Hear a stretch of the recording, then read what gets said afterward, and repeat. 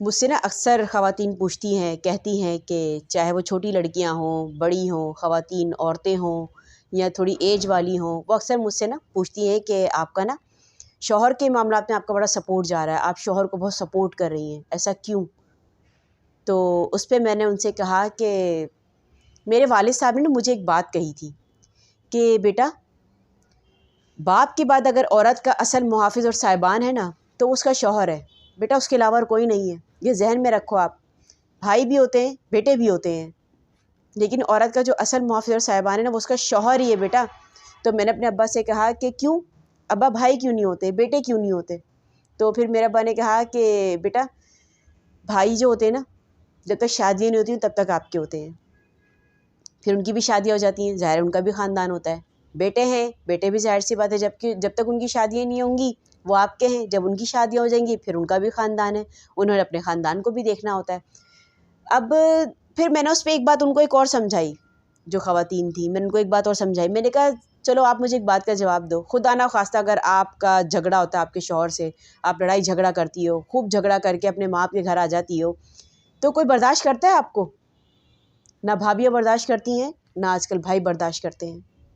پھر سب کیا سمجھا رہے ہوتے ہیں کہ جاؤ بیٹا شوہر کے گھر ہی چلی جاؤ، شوہر کا گھر ہی آپ کا اچھا ہے، شوہر کا گھر ہی بہتر ہے، وہیں رہو، کہتے ہیں نا اکثر۔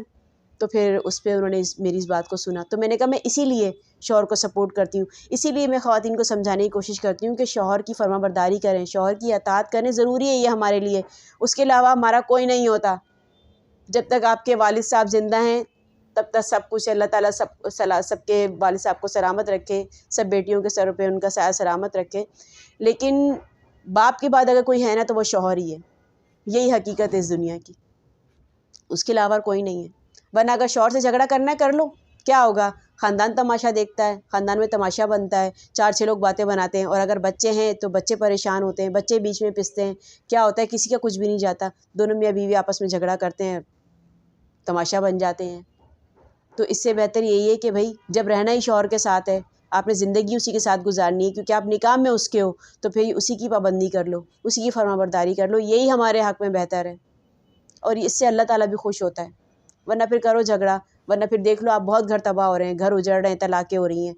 اس سے کیا ہو رہا ہے؟ پھر اللہ ناراض ہو رہا ہے، اللہ تعالیٰ خوش نہیں ہو رہا پھر ان چیزوں سے، پھر ہم کہتے ہیں ہم پریشان ہیں، ہماری پریشانی کی وجہ ہی ہم خود ہیں۔ ایک عورت نا ایک عالم صاحب کے پاس گئی اور ان سے کہتی ہے کہ نا اللہ تعالیٰ نے اسلام میں ہمیں شوہر کی ہی اطاعت اور فرما برداری کا پابند کیوں کیا ہے؟ تو شوہر کو کیوں نہیں عورت کا پابند بنایا، کیوں نہیں اس کی اطاعت کا پابند بنایا؟ تو اس پہ عالم صاحب نے پوچھا کہ تمہارے کتنے بیٹے ہیں؟ تو اس عورت نے کہا میرے 3 بیٹے ہیں۔ تو عالم صاحب نے اس پہ اس کو جواب دیا کہ اللہ تعالیٰ نے تمہیں ایک مرد کی اطاعت کا حکم دیا ہے اور ان 3 مردوں کو تمہاری اطاعت کا حکم دیا ہے، اور وہ تینوں تمہاری اطاعت اور تمہارے ساتھ اچھے معاملات کیے بغیر ہرگز جنت میں داخل نہیں ہو سکیں گے، تو پھر بتاؤ زیادہ پابند کون ہوا؟ تو پھر اس پہ عورت نے کہا کہ بے شک میں اسلام کی اس نعمت پہ اللہ تعالیٰ کی شکر گزار ہوں، شوہر ضروری ہے، شوہر کی فرما برداری ضروری ہے، شوہر کے بغیر کوئی زندگی نہیں ہے۔ جس دن ساری خواتین یہ سمجھ لیں گی نا، آپ یقین کریں نہ گھروں میں جھگڑے ہوں گے، نہ گھر اجڑیں گے، نہ ہی طلاقیں ہوں گی، یہ سمجھنا پڑے گا خواتین کو، ورنہ پھر بنا لو اپنے آپ کو تماشا